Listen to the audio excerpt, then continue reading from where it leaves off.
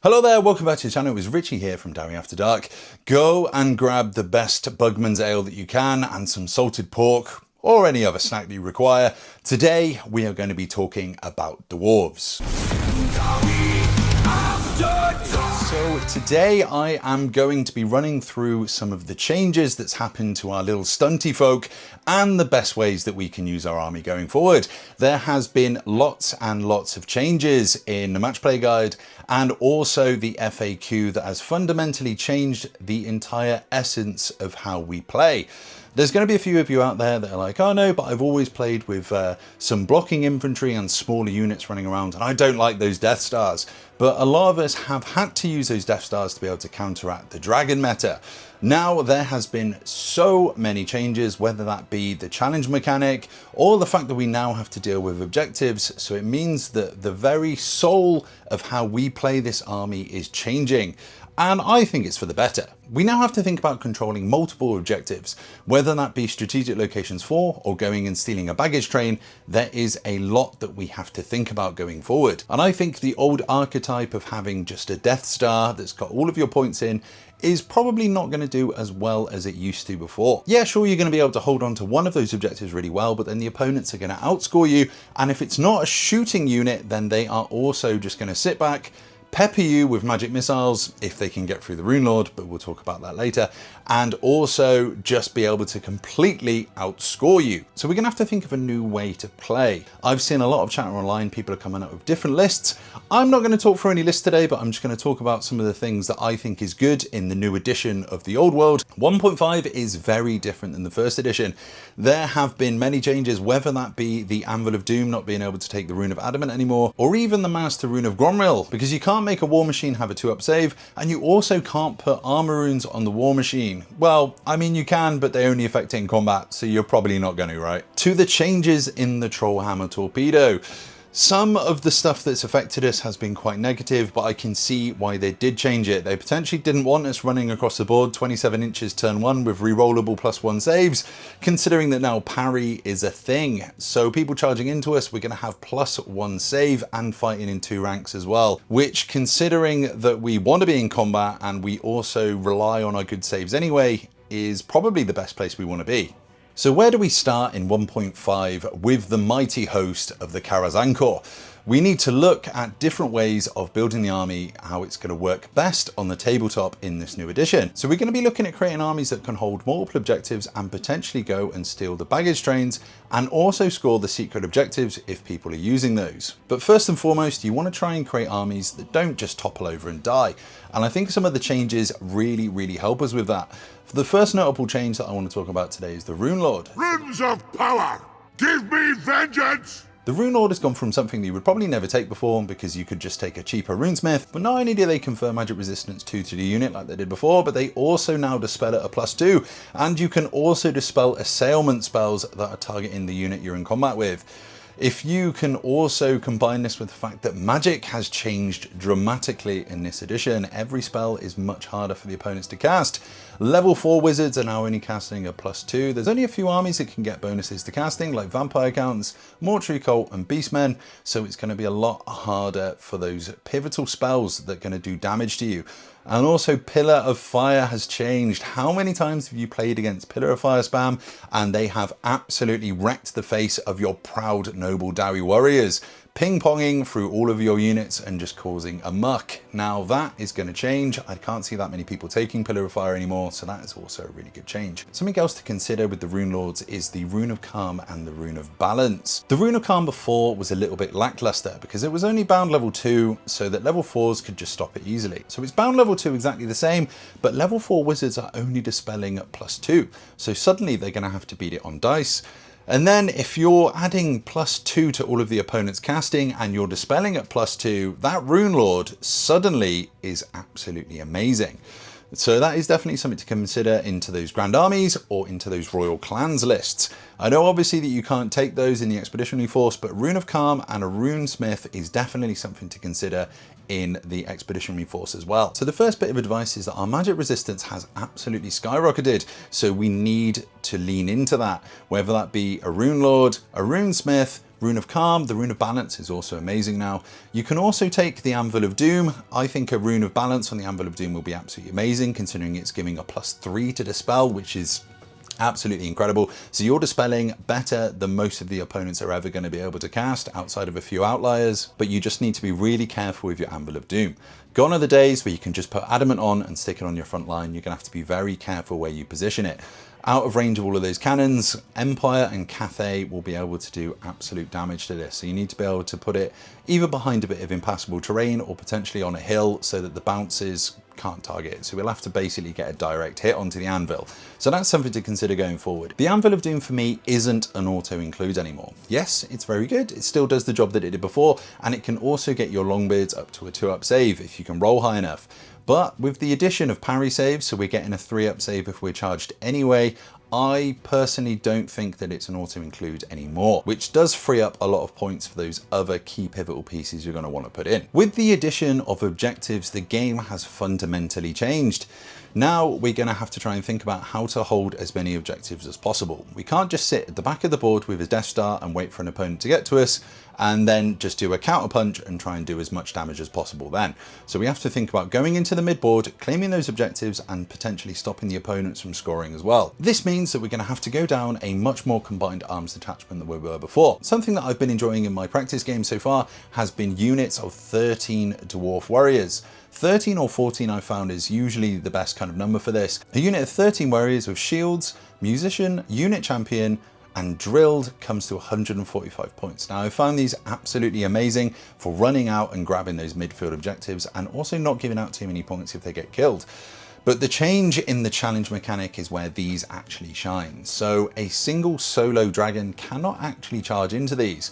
Nowadays, the way the challenge mechanic works, so if a rider manages to kill the unit champion, so the dragon doesn't get to attack and it also doesn't get its stomps. So a Chaos Lord on dragon is going to have to do 3 wounds to you in combat to be able to win that combat, and other dragons that don't have close order are going to have to do 4 wounds to you, which, considering that we have a parry save now, so we're up to a 5-up save from AP2, is absolutely insane. Like, you'll be able to plink those off and potentially only take 1 wound. Remember, they have to hit, they have to wound, and then you get your save roll as well. I think it's absolutely insane that just a unit of 13 Dwarf Warriors without a standard can get to that combat res. The way that that's achieved is close order because you're above 10, and then 2 ranks because you're going to be quite a small unit, and then also outnumber, and then you have a musician for if you manage to draw. Then if you draw, then you win combat.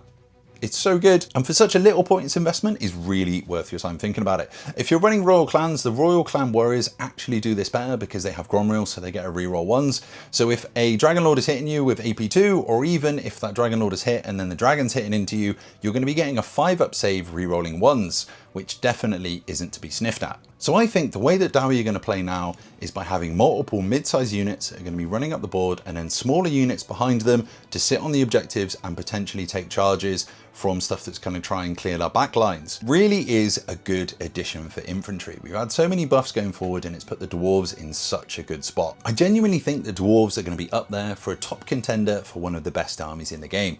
We've got all of the tools, it's just how to implement them. So we've got some units for scoring. What do we do about trying to dish out some damage? So I definitely think it's still worth having one potentially bigger unit. So the Longbeards are still really, really good now. Ironbreakers, unfortunately, have lost a little bit of their utility, which is a little bit of a shame considering that they have a 3-up save all the time. So you're better off just taking either normal warriors or Royal Clan Warriors just because of the cost efficiency of them.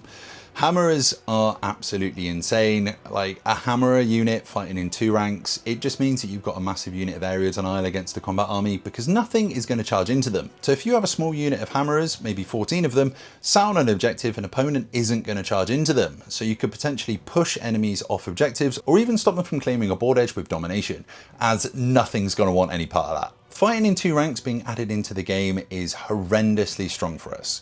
We are never really going to be charging anyway, so we're going to be sitting back with our ranks, and then as soon as we get charged, getting double the amount of attacks that we used to have before. So against other combat armies, we're going to have a massive edge. They're going to want to try and get into us as quickly as possible, where we can just kind of claim the mid-board, wait for them to charge us, then absolutely smash the crap out of them. I think potentially going forward that the Rune of Smiting, which is the D6 damage on the king, which was always a staple of my list, is probably going to end up getting dropped. Now the reason for this is that unit champions are probably always going to be taking the challenges, and the king or the Thanes are there going to be trying to pump out as much damage into the rest rest of the unit, because the way that challenges work now, there's no way that a dragon is just going to go into your unit by itself. So they're going to send in a supporting unit with it to try and soak up a challenge. Now, if this happens, you're going to want to deal with that unit as quickly as possible. So if you've got a king or a thane in there with 3 runes of fury, or potentially the master rune of Alric Nomad on the king with another rune of fury on there as well, so that you can deal a ton of hurt into that unit that's in front of them. So they're going to offer out a challenge with their unit champion, which is either in their heavy cavalry or just their normal cavalry that's babysitting the dragon. You're probably going to accept with your BSB,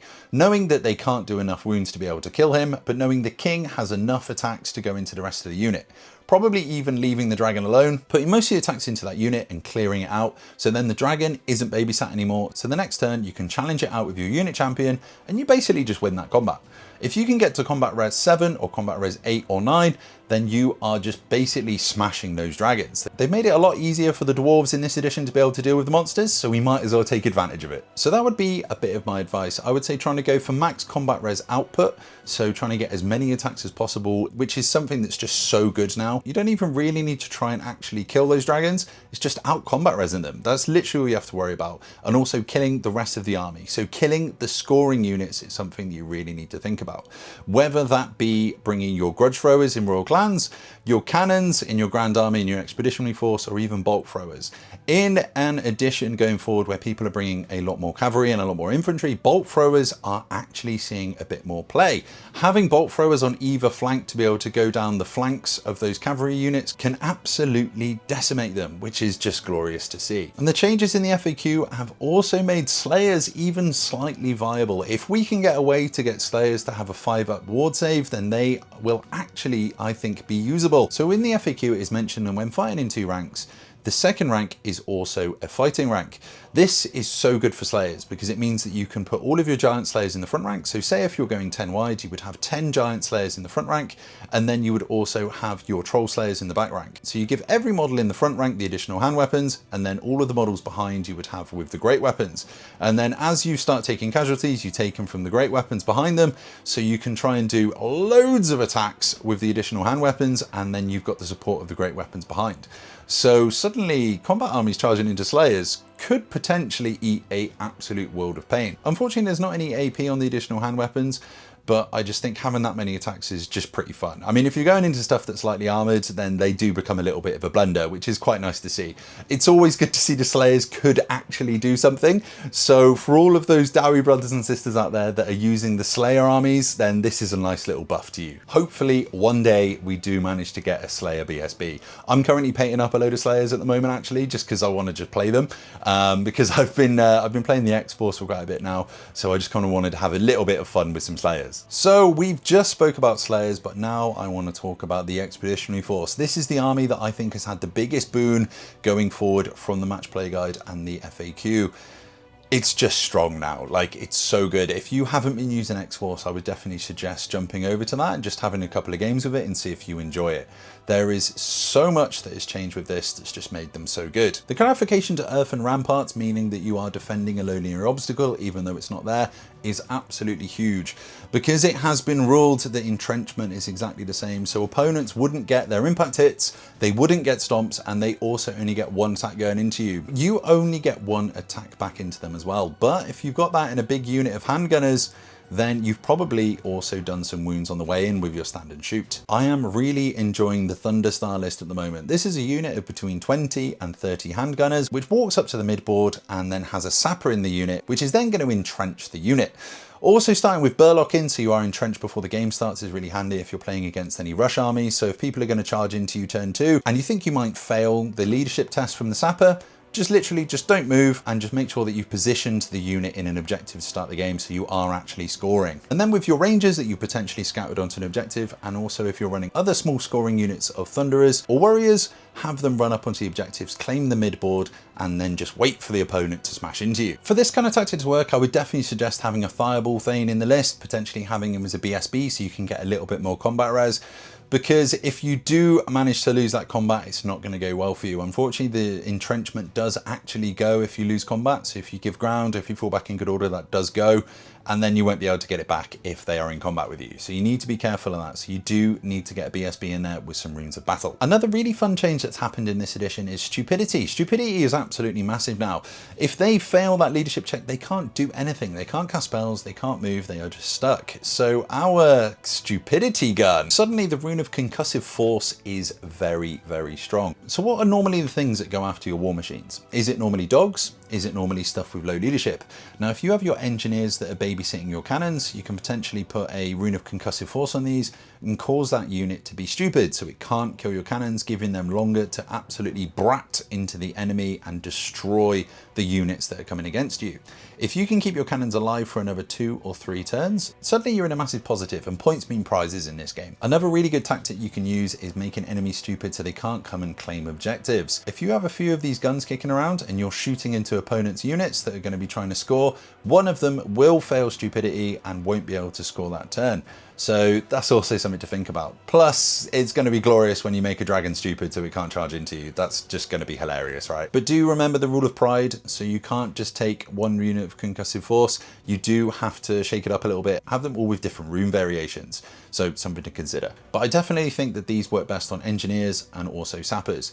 But just watch out with the sappers because you can't upgrade them to be able to have expeditionary marksmen. So if they are in the unit Thunderers and you move on up, but unfortunately then Ponderous kicks in and suddenly you're not hitting very well. Something to think about as well if you put the rune of rapid fire on, because then that gives another -1 onto that as well. So suddenly the sappers probably won't hit that much. So definitely something to think about. I think going forward with Dwarves, we are probably going to be one of the best armies for capturing all of the objectives, bar probably the undead. As long as we can get to the midboard, we can push the opponents off them. And also with parry saves, we're going to be surviving a lot longer. I've found that I've been going back and looking through everything basically to see what's good now. I found that just the normal humble warrior is so cost efficient now with a 3-up save when he gets charged. So even spamming some cheap characters, putting them in different units of warriors, just 3 units of 20-man warriors can just push a lot of stuff on objectives, and it's so good. Something you need to be careful with is the rune of hesitation. Yes, it is very good at stopping those cavalry charges and also stopping impact hits, but unfortunately we did find out that if you're charged by an enemy infantry unit, it does mean that they can fight in 2 ranks, which does really suck. So you need to watch out for that. So if you're going to be playing against a lot of other infantry units, you don't want to give them fighting 2 ranks when they charge you, unless you do and you want to lull them into a false sense of security so they charge you. So have a think about that and do watch out for that one. So Iron Drakes were a little bit of an interesting one for me. They have unfortunately lost the Troll Hammer Torpedo. I mean, we haven't completely lost. It's gone down to strength 5 and it's become cumbersome, which basically means we've lost it. I can't see anyone probably taking this anymore. So you're probably just going to be taking a Drake gun and some grenades. So if I was going to be running Iron Drakes, I would be taking these in potentially mid-size units now, maybe units of 10. So take 2 units of them and then use them to try and kill either some Cathay balloons or just try and kill some of those big Gribblies. Now, the big Gribblies have lost some of their saves. You can't be mounted with the 2-up save anymore. So it does mean that you can polish off some of these flying characters, which is only good for us. I think we've come out of the FAQ and the match play guide very well. I think we've definitely had some of the bigger nerfs, but we've definitely had a lot of the buffs. I can see why they tried to adjust the anvil. I think if we were just rocking around with units with 2-up, quite easy to get, I think that would be too hard. My initial thoughts when the leaks come out about parry was that I was going to run 2 anvils and make 2 unkillable Death Stars walking up the board. Unfortunately, I don't think that's going to be a tactic. But I do think that with the match play guide, we are going to go into a much more dynamic game now, where we're going to be running armies that look kind of like they did before the Arcane Journal. So with mid-sized units running up the board and smashing our foes. So if you've got any list ideas, please drop them down below. I'm going to be doing a video next week where I talk about and post up a different list from each of the dwarf armies, and we can kind of have a chat through them. I think the biggest winners so far definitely is X-Force. Just the sappers, the fighting 2 ranks, it's just absolutely crazy. But yeah, I think overall we've definitely won. Our combat now is through the roof. Our defensibility is through the roof. But yeah, we can definitely stop those Urks and Algae now. So thank you all so much for watching. I will catch you on the next one. Rock and stone.